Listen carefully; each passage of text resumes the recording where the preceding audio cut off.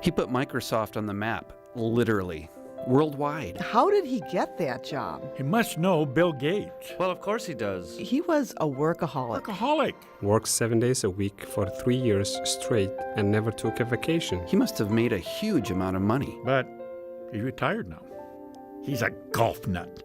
Owns golf courses all over. Nowadays, he spends more time in the community. You mean giving his money away? Yeah, and volunteering. He's volunteering, trying to make a change. When you think about it, that's pretty remarkable. It's probably very difficult to use only a few words to describe me. Maniacal work ethic. I'm unafraid of work. I think passion is another word that I would use to describe me. I mean, I describe myself as a full-time volunteer. I'd probably try to be less abrasive, that I kind of rock the boat. But you know, I turned out okay. I still try to do a good turn daily. I still try to be prepared. And then the final word I'd probably use is integrity.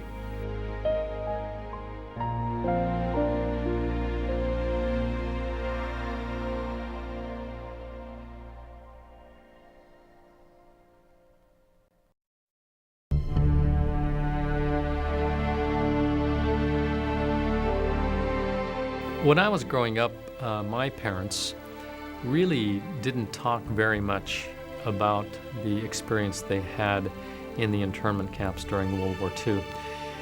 And it's only been recently that they really have been more forthcoming about telling that story.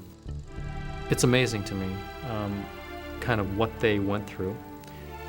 My parents actually met in high school before they were thrown into these internment camps, but they actually got married in Minidoka in Idaho, and they actually honeymooned with $50 to their name. They honeymooned, went to Salt Lake City, Utah, and the reason why is because the Mormons there were much more accommodating to Japanese Americans. And it was one of the few places really in the country where they felt safe and accepted. My father was one of many who volunteered for military service. So even though his family and many other Japanese American families were basically behind barbed wire, he volunteered for military service. In fact, he served honorably in military intelligence. I'm not sure what I would have done had I been in his shoes. You know, part of me would have reacted in a way, you know, why should I sign up to fight a war when they've got us in jail, basically. They've got us behind barbed wire. I mean, it must have just taken a huge amount of character on both sides, both the individuals who decided to volunteer for military service, and then I think about what kind of character it took for the ones who said, no, I'm not going to serve. You know, even though, you know, probably the majority of those, you know, young men in camp actually did sign up for military service. Oh, my father would probably deny that he was a disciplinarian, but yeah, he was very much a disciplinarian. Probably typical for a lot of Asian families. You know, he was the patriarch of the family. He made the decisions. You know, my mother was really kind of in a very supportive role, but you know, she's the one that kind of you know, lavished us with kind of the, you know, the hugs and the pats on the head versus the slaps on the head. But you know, I turned out okay. So, and it's not exactly undeserving, you know, when I was getting punished. But my father was a strict disciplinarian in a, you know, it's kind of in that hard love kind of a way. It was always something that he insisted on both me and my siblings to really do our homework, to excel at school, to you know, to go get a college education. I was the first in my family to get a college education. It's the same hope that I have for my own kids. Education, as my father often said, people can't give you an education. It's something that you have to earn. but he said, once you've earned it, it's also something that someone can't take away. And those are words of wisdom. And again, so this whole focus on education is certainly one that I personally abide by, and I think it's very important. The work ethic issue. My father, my mom, my grandmother who lived with us, we were working 2-3 jobs to make ends meet. And growing up as a kid in that environment, you're watching, you're participating in doing piecemeal work, whether it's tying fishing tackle or whatever for 5 or 10 cents a piece of tackle. All that, you remember that stuff. It becomes a part of you, and I've never ever been afraid of hard work. In fact, I welcome hard work. I get bored if I'm not working hard. And so, kind of an honest day's work for an honest day's wage is something that, my parents certainly lived to, and it's certainly something that they've instilled in me. I think the whole honesty, integrity thing, being admonished by my parents to never do anything that was going to embarrass the family. And it wasn't just our little close-knit family. It included our relatives, and it included the community. You didn't want to really kind of do anything that would embarrass and put a stigma, if you will, on the family name. As a kid, you have, even though we didn't have a whole lot of money, we had plenty of opportunities to do whatever it was we wanted to do. I never really, as a kid, thought about the fact that it actually cost money to do some of the things we were doing, whether it was taking martial arts lessons or taking private music lessons. But when I think about the things that I think most about now, I really do think about the experience that I had as a Boy Scout. I still very much abide by the Scout oath and law. I still try to do a good turn daily. I still try to be prepared. I mean, all the things that really were inculcated in me at a very early age. And, every week, 52 weeks out of the year, you're going to a Scout meeting, you're reciting the Scout oath and law. I mean, those things you don't forget very easily. I live by those words. To this day, I live by those words. My 2 boys are Eagle Scouts. I still go to weekly troop meetings. The lessons learned, many, many years ago are still applicable today.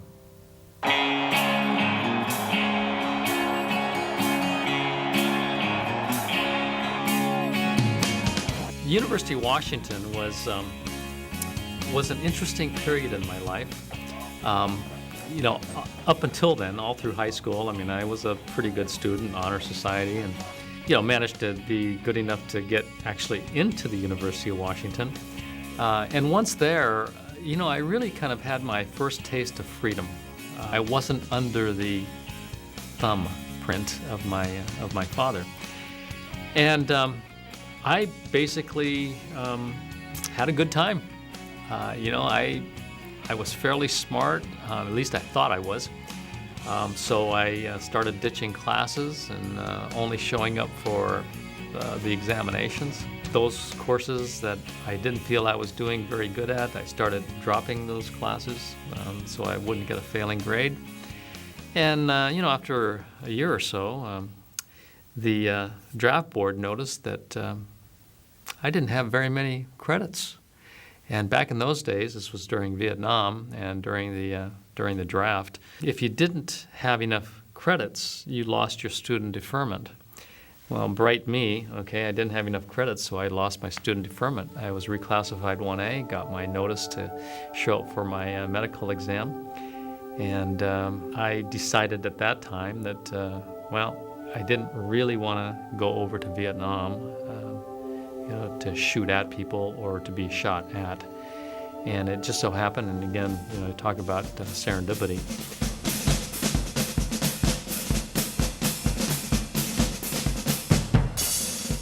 I had a friend who was at the Air Force Academy, and he was a musician. He was in the band in the German Bugle Corps. Said, "Hey Scott, you should come down here and audition," because I was a musician during, junior high school, and I actually had a college scholarship to pursue music. I rattled through all the rudiments, all the sight reading stuff, and I said, "Wow, you passed the audition. If you want to be a drummer in the Air Force Academy band, we will cut your orders, and it's a guaranteed tour duty. You'll be here for 4 years." And so I took up their offer. I went to boot camp, showed up at the Air Force Academy, and basically played drums for 4 years.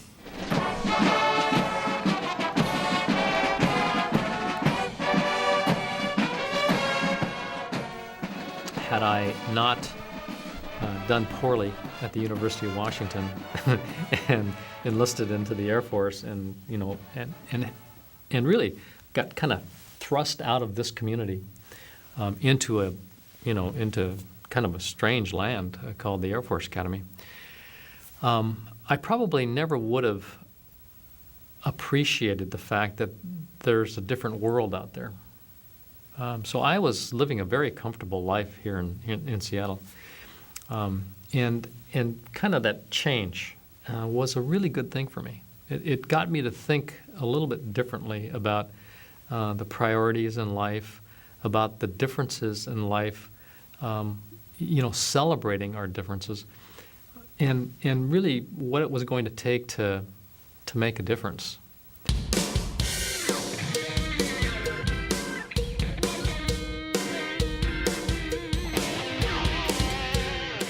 The way I got into the whole computer field was I had a professor in the undergraduate program who really kind of took me under his arm and convinced me to do a double major. At the time, I was doing I basically wanted to be an accountant. And it just so happened at the time there was a brand new division opening up in Hewlett-Packard that was looking for basically a product marketing manager who had both computer expertise as well as business expertise. And I said, I think I've got those qualities. Worked for HP for a couple more years, transferred out to Cupertino in California, where the kind of the computer division was headquartered. Met a couple of guys, did a startup in the whole kind of computer field, ran that into the ground over a couple years, but in the process, gathered a whole lot of scar tissue. Found this company up here called Microsoft, and wrote a letter and was lucky enough to get an invite for a couple rounds of interviews, and was offered a job and was smart enough to accept it.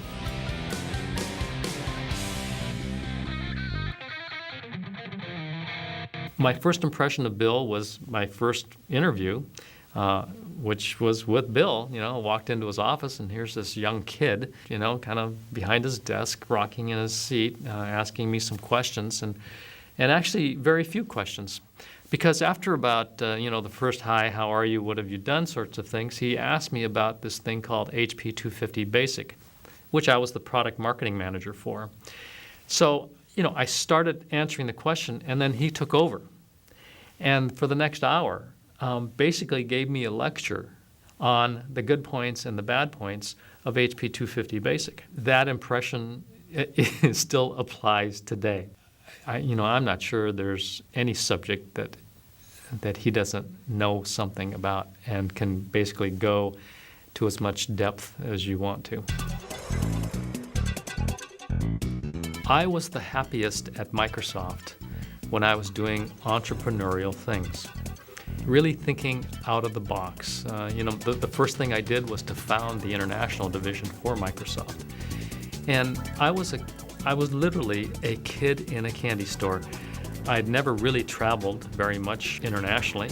I'd never really done any business internationally. I'd never sold anything internationally. Really, I was a neophyte. And yet I had taken the time to write a business plan and to present it to Bill Gates, and Bill, for whatever reason, I still don't know the reason, said, okay, Scott, go do this thing, start the international division. And every country I went to was just a totally different experience. Different language, different customs, different traditions, different laws, different people, different everything.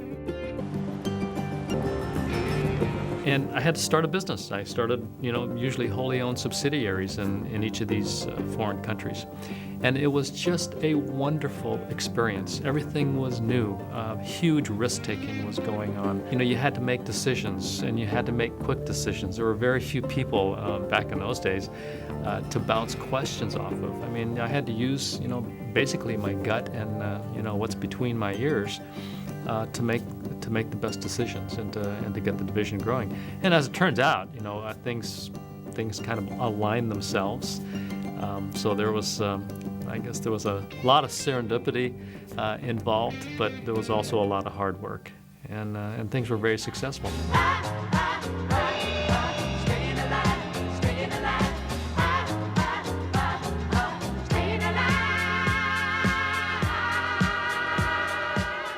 I mean, we were working just unbelievable hours.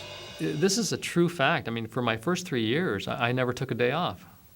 And I don't think Bill took a day off either, because, I'd be sending email at 2 a.m. on Christmas Day, and Bill would be responding. So we were working. We'd be sleeping in our offices. We'd be, for dinner, we'd just kind of go out the side door to Burger Master and buy a hamburger and take it back into the office and, work and eat. It was just incredible. We were just gone. I was traveling nonstop. Obviously I had a big territory, everything outside of the United States. So I was constantly on a plane, going from point A to point B to point C. It was just crazy. 1 month I had to go to Australia 3 separate times, which is a long flight. And I can remember on one of the return flights, I was greeted by the Pan Am purser, going up the stairs to find my seat. And he said, "Oh, Mr. Oki, welcome aboard. It's not often we have Pan Am's #1 frequent flyer." And sure enough, I had no idea how many miles I had flown by, but I looked it up, and it was 400,000 miles just on Pan Am. They weren't the only carrier I was flying. And to put it in perspective, my wife's father was a Pan Am captain. That's his full-time job, right? Is to fly 747s. In a year, he would log 200,000 miles as his full-time job. I'm logging 400,000 miles just to get to my job. So yeah, I was traveling a lot.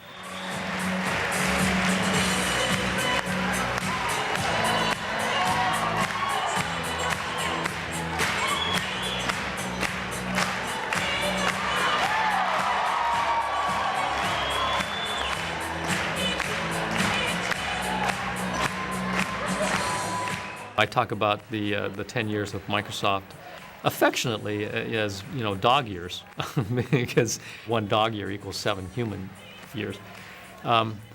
It was very demanding, but, I don't regret a minute of it.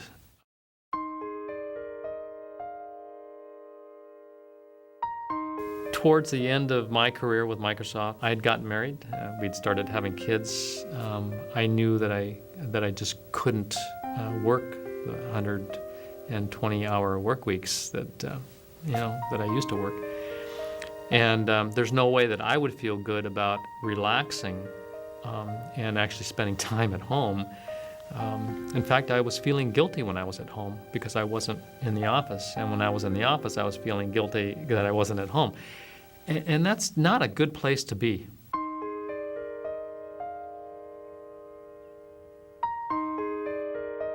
When I retired from Microsoft, I really had all intentions to hit a lot of golf balls. I had just picked up the game, and I became instantly addicted to the game, and I wanted to get to be a better golfer. So I was going to go out and take lessons and hit a lot of golf balls every day, which I did. I was very diligent. It goes back to the work ethic thing. I had hit thousands of golf balls every day. Well, it gets very old after a while. And, a couple months into it, I kind of said, there's got to be more to life. I can't imagine myself hitting 1,000 golf balls a day for the rest of my life. And so I was kind of struggling with what it was I wanted to do with the rest of my life. So I really took an afternoon off. I sat down under a tree and really thought long and hard about devising a mission statement of sorts for me. And to this day, that mission statement, which I crafted, really has established a nice umbrella and a focus for the things that I spend my time doing. A big part of that is my passion for things philanthropic. And it's not philanthropy from the standpoint of just writing a couple of checks, although certainly we do that through the Oki Foundation. More importantly, it's the gift of time. I mean, I describe myself as a full-time volunteer, have been doing it now for over 14 years. That's what I do. We think it's important to give back to the community. I feel an urgency to giving back because I'm getting old. So I don't know how many more years that I'll be able to spend the kind of time that I'm spending with all the nonprofits that I'm spending time with. But I suppose, so long as that I feel like I'm actually making a difference, I guess I'll probably continue to do that because you can only hit so many golf balls in a day. The amount of time that I spend currently in the nonprofit sector, as an example, I'm hoping that will rub off on my kids. I'm hoping that it will influence perhaps something they do in their careers. I have no idea what they're going to do. If they're a doctor, I hope they're a physician in the inner city. I hope they're not being a doctor to get rich. If they become a lawyer, I hope they're going to provide legal services for those who can't afford it.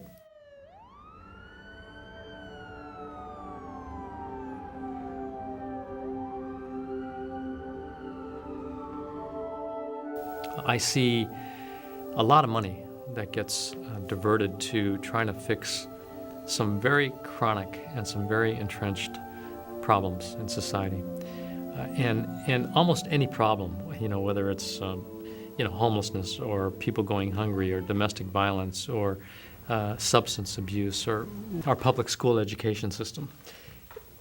The amount of money that we spend trying to fix those problems once they're problems, the billions that we spend trying to do that, if we would just shift our focus to very early in the cycle, so early intervention and prevention, I believe we'd be far better off. How do we define the value system that they should live by for the rest of their lives? How does that get reinforced? And it's my belief that unless we do that at the very earliest stages in these kids' lives, that trying to instill the notion of honesty and integrity and whatever other value you want to ascribe, trying to do that later on, it just will fail. It will fail just as trying to fix the public school system has failed, just as trying to fix the problem of homelessness has failed. I mean, virtually everything has failed, even though we throw billions of dollars at trying to solve those problems. I look at scouting itself, and because I'm a product of scouting, I know what value I got from that program, and I know that program hasn't changed in 96 years. So that program I'm very comfortable with, and that's the program that I'm hoping to impact as many kids as possible. There's a picture in my office that I look at virtually every day. It's a picture of an African-American troop in Maryland. And this picture has 19 Eagle Scouts, 19 African-American Eagle Scouts from this one Boy Scout troop. I look at that picture and I ask myself, wow, I wonder how many of these Eagle Scouts aren't going to graduate from high school. I wonder how many of these Eagle Scouts are going to live a life of crime. And I look at that picture and I say, if we could just get every single kid to have the same experience I had as a Boy Scout and those 19 Eagle Scouts had, society's problems would disappear.